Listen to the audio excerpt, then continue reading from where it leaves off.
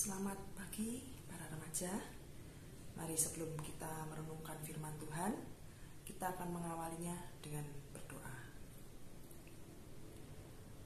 Bapa yang ada di surga, saat ini kami datang untuk berdoa dan mengucap syukur atas perlindungan-Mu, sehingga saat ini kami dapat kembali berkumpul bersama-sama untuk merenungkan firman-Mu, walau kami dipisahkan dengan jarak, tapi kami dapat berkumpul secara online.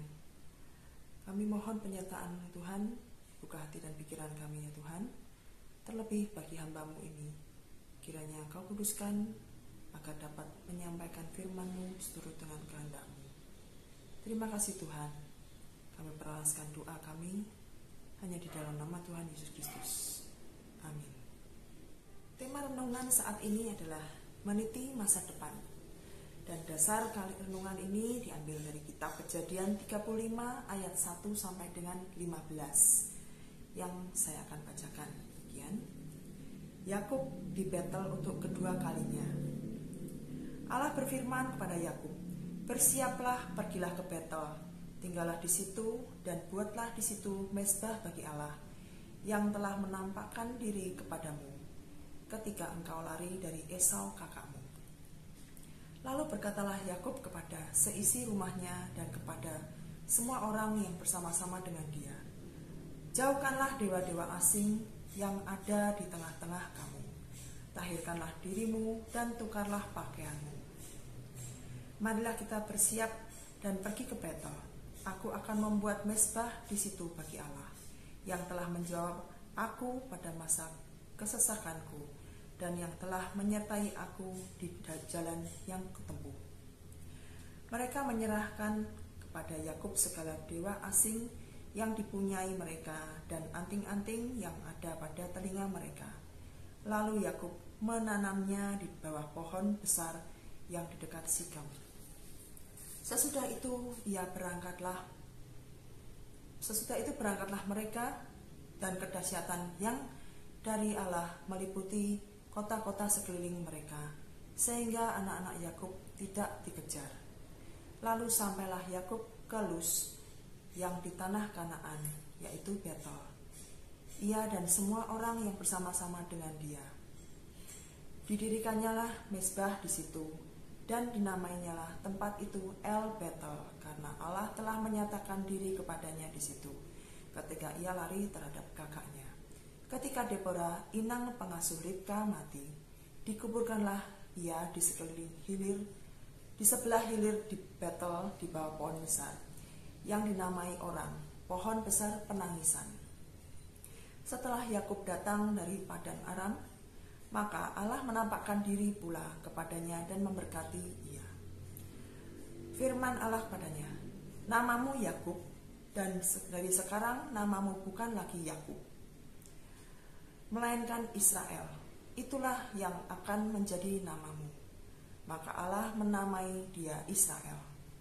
Lagi firman Allah padanya, "Akulah Allah yang Maha Kuasa, beranak cuculah dan bertambah banyak. Satu bangsa, bahkan sekumpulan bangsa-bangsa akan terjadi daripadamu, dan raja-raja akan berasal daripadamu.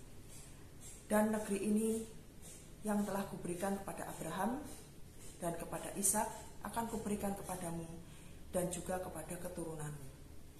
Lalu naiklah Allah meninggalkan Yakub dari tempat ia berfirman kepadanya. Kemudian Yakub mendirikan tugu di tempat itu, yaitu tugu batu. Ia mempersembahkan korban curahan dan menuangkan minyak di atasnya. Yakub menamai tempat di mana Allah telah berfirman kepadanya Betel. Ya, kita dari bacaan di atas, kita pasti teringat akan cerita Esau dan Yakub yang amat kita kenal, yaitu ketika Yakub mengambil hak kesulungan Esau. Tapi ternyata dari peristiwa itu mempunyai buntut permasalahan yang amat panjang. Dari kisah tadi diceritakan adanya prahara di dalam keluarganya. Setelah ia usai membereskan luka masa lalunya, yaitu berdamai dengan Esau, anak-anak Yakub berperkara dengan seluruh kaum Hemor yang menyebabkan rasa amannya terancam. Dan sebagai orang yang hidup berpengalaman dengan Tuhan, Yakub mengumulkan permasalahannya pada Tuhan. Ia tidak lagi bertindak hanya berdasarkan akalnya yang seperti pada masa lalu ia lakukan. Dan kemudian Tuhan yang memerintahkan Yakub mendengarkan. Yakub pergi ke Betel dalam rangka untuk memurnikan imannya. Ia pun memerintahkan anak-anaknya untuk mentahirkan diri dengan menukar pakaian, membangun mezbah di Betel, dan melepas seluruh atribut dewa dan Allah asing yang melekat pada diri mereka, serta menguburkannya. Yang dimaksud dengan Allah asing dan apa yang mereka pakai, yang harus mereka buang, itu adalah hasil dari jarahan anak-anak Yakub dalam peperangan sebelumnya. Dan Yakub mengajak seluruh keluarganya untuk melepaskan diri dari jebakan masa lalu dan fokus untuk memulai hidup dengan ke arah masa depan yang telah Tuhan tunjukkan. Jadi dapat kita ambil kesimpulan bahwa dalam setiap peristiwa yang dialami, apapun yang terjadi, di balik itu pasti ada hikmahnya. Hal itu ditunjukkan untuk memurnikan iman kita. Saya ambil contoh dari kisah hidup Bunda Teresa. Kita mengenal dia adalah seorang yang berhati mulia. Orang yang mengabdikan seluruh hidupnya untuk anak terlantar, orang-orang sakit lepra, dan kaum papa. Hingga akhirnya ia pun memperoleh hadiah Nobel Perdamaian. Tapi, tahukah kita mengenai perjalanan hidupnya sampai ia mendapatkan penghargaan begitu banyak dari seluruh dunia? Bunda Teresa merupakan anak bungsu. Ia lahir dari seorang pedagang sukses.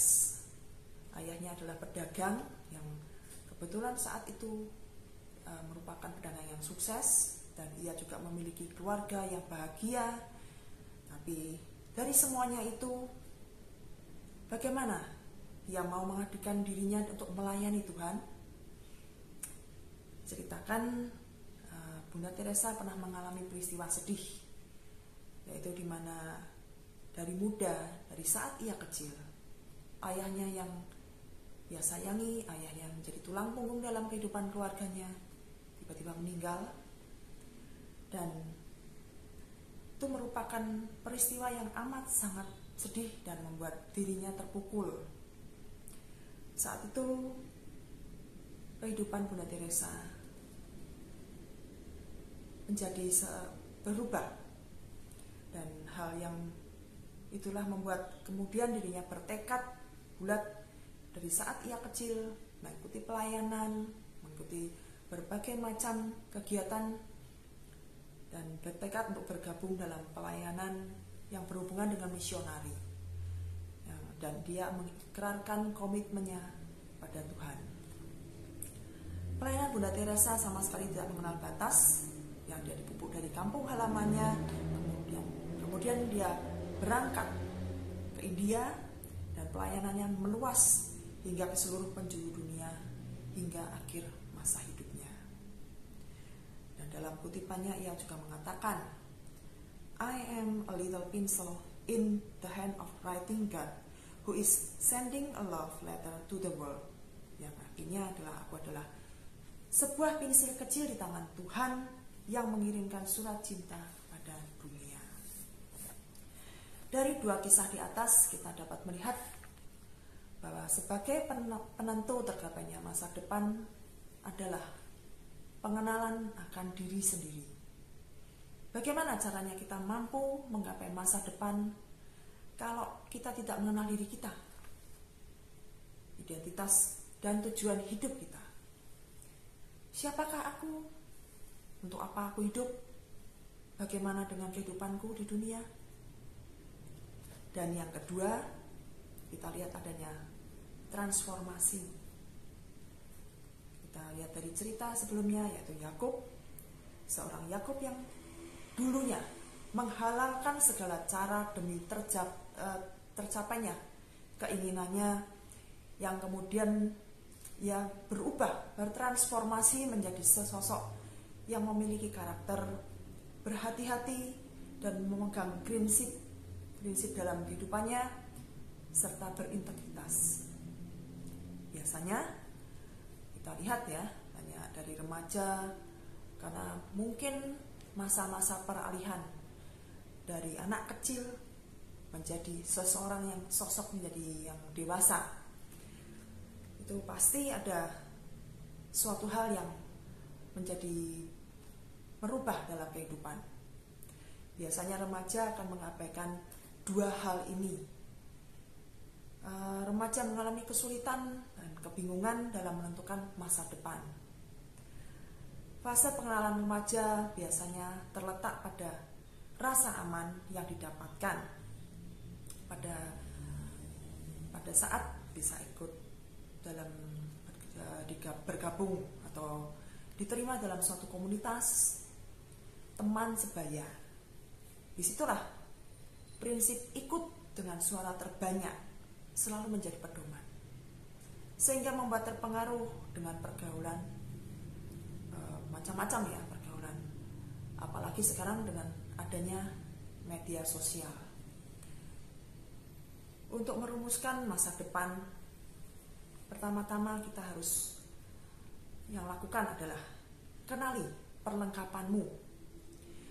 Sebentar lagi mungkin bagi teman-teman yang sudah mendekati masa akhir sekolah, ya pasti teman-teman sedang memikirkan kemana akan melanjutkan sekolah, atau bahkan ada yang sedang mempersiapkan diri untuk terjun dalam dunia kerja.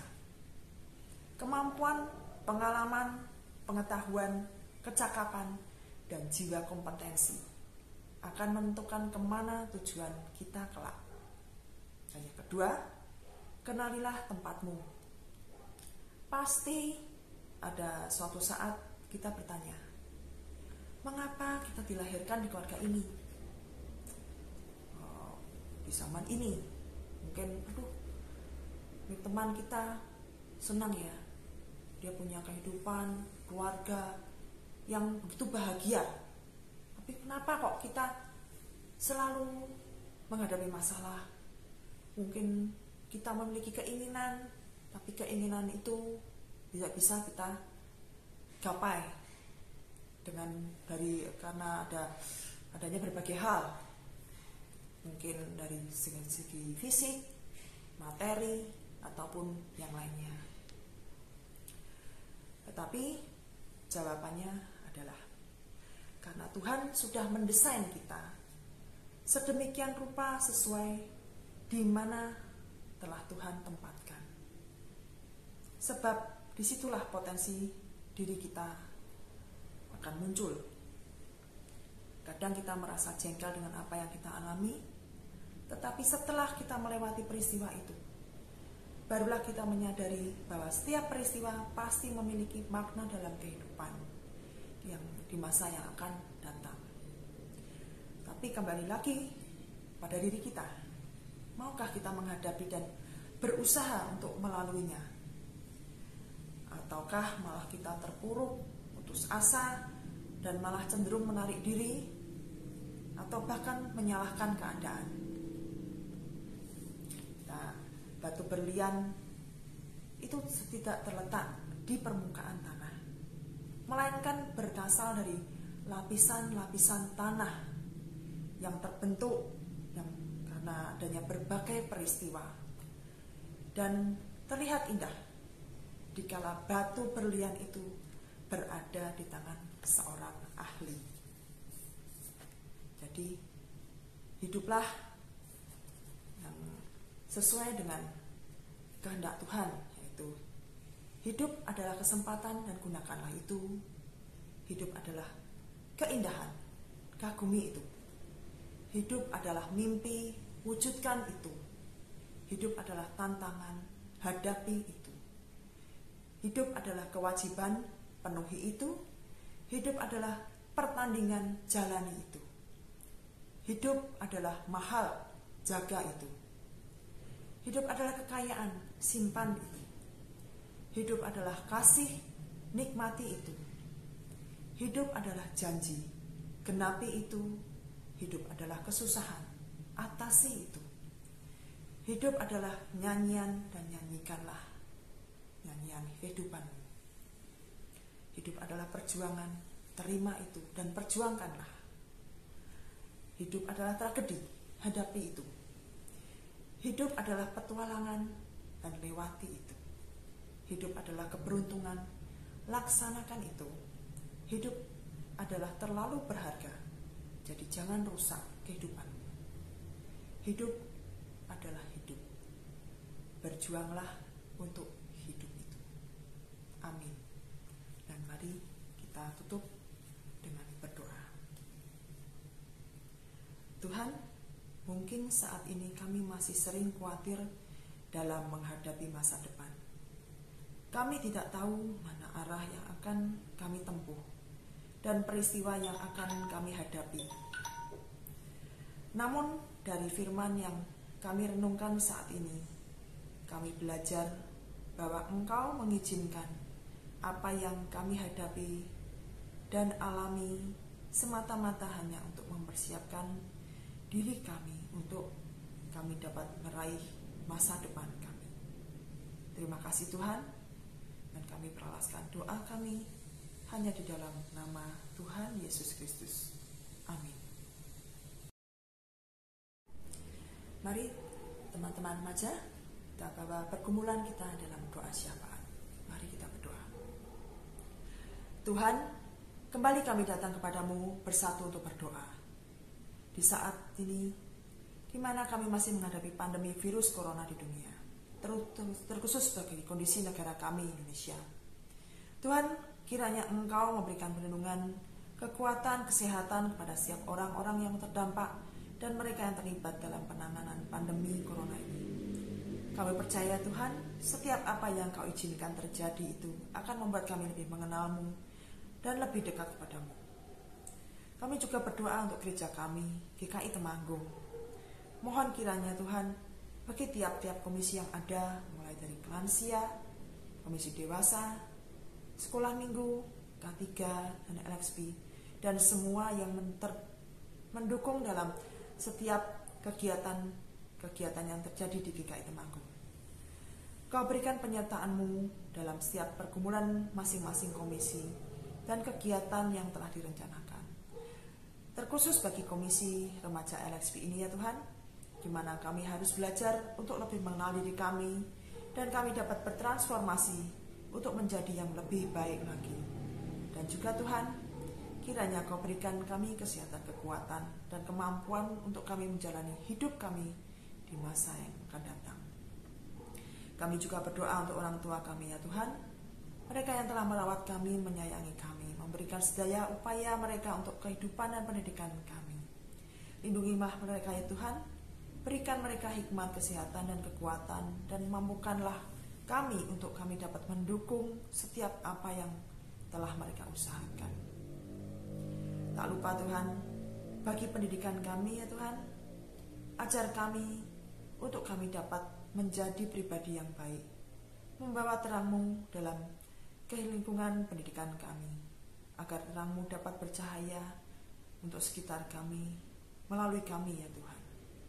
Juga untuk bagi mereka, para pendidik-pendidik kami, berkatilah mereka, berikan mereka kemampuan untuk mereka dapat mendukung kami untuk mencapai masa yang akan datang. Kami menyerahkan segala doa kami ini ya Tuhan, hanya di dalam nama Tuhan Yesus Kristus kami telah berdoa.